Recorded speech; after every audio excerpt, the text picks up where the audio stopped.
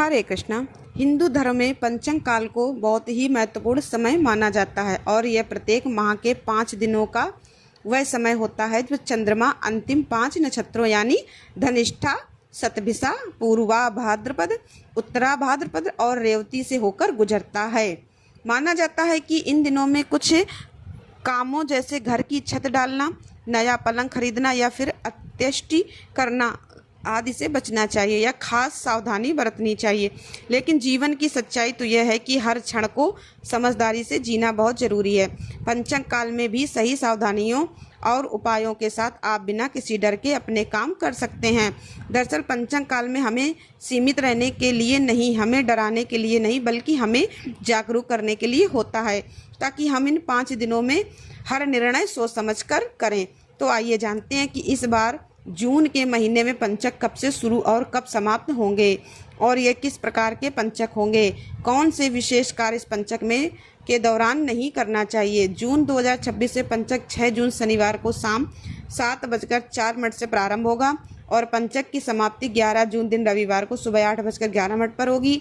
इस बार क्योंकि पंचक शनिवार के दिन से शुरू हो रहा है, इसलिए ये मृत्यु पंचक रहेगा, क्योंकि शनिवार को शुरू होने वाला पंचक मृत्यु पंचक कहलाता है। मृत्यु पंचक के नाम से ही पता चलता है कि अशुभ दिन से शुरू होने वाला यह पंचक मृत्यु के समान परेशानी देने वाला होता है।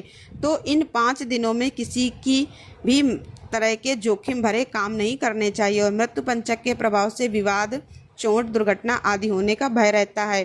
शनिवार से शुरू होने वाला पंचक सबसे ज़्यादा घातक माना जाता है। अगर मृत्यु पंचक के समय परिवार में किसी की मृत्यु हो जाए तो सबसे ज़्यादा भय इस पंचक में ये होता है कि उस कुटुंब में 5 और अन्य लोगों की मृत्यु की संभावना होती है। मुहूर्त चिंतामणि में पंचक का उपाय बताया गया है। प्रेतस्य दाहम यम दिगम गम तजेत शयावितानम ग्रह गोपनादि चा। पंचक में मरने वाले व्यक्ति की शांति के लिए गरुड़ पुराण में उपाय भी सुझाव गए हैं। गरुड़ पुराण के अनुसार पंचक में शव का अंतिम संस्कार करने से पहले किसी योग विद्वान पंडित की सलाह अवश्य लेनी चाहिए। यदि विधि अनुसार यह कार्य किया जाए तो मृत्यु पंचक के समय होने वाला संकट टल सकता है। दरअसल पंडित जी के कहे अनुसार शव के साथ आटे, बेसन या फिर कुसा से अपने 5 पुतले शव के साथ ही अर्थी पर रखकर इन 5 का भी शव की तरह विधि विधान से अंतिम संस्कार किया जाता है। ऐसा करने से पंचक दोष समाप्त हो जाता है। और दूसरा यह कि गरुड़ पुराण के अनुसार अगर पंचक में किसी की मृत्यु हो जाए तो उसमें कुछ सावधानियां बरतनी चाहिए।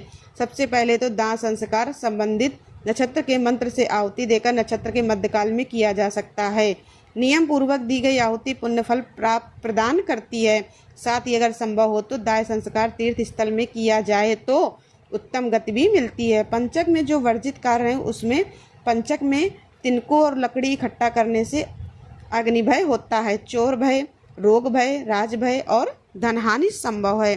शास्त्रों में पंचक के समय दक्षिण दिशा की तरफ यात्रा करना, लकड़ी का सामान खरीदना या बनवाना, चारपाई बुनवाना, घर की छत ढलवाना या चांदी लगवाना, घर की लिपाई पुताई करवाना आदि कार्यों को भी वर्जित बताया गया है। यदि दक्षिण दिशा की तरफ यात्रा करना बहुत ज़्यादा आवश्यक हो तो हनुमान जी की पूजा करके ही हनुमान चालीसा का पाठ और फिर शनिदेव की पूजा करके शनिदेव को काले तिल और सरसों का तेल अर्पण करने के बाद आपको यात्रा प्रारंभ करनी चाहिए। ऐसा करने से पंचक दोष दूर हो सकता है। तो यह थी आज की वीडियो। आपको जानकारी अगर अच्छी लगी हो तो वीडियो को लाइक और चैनल को सब्सक्राइब अवश्य करिएगा दोस्तों। धन्यवाद दोस्तों।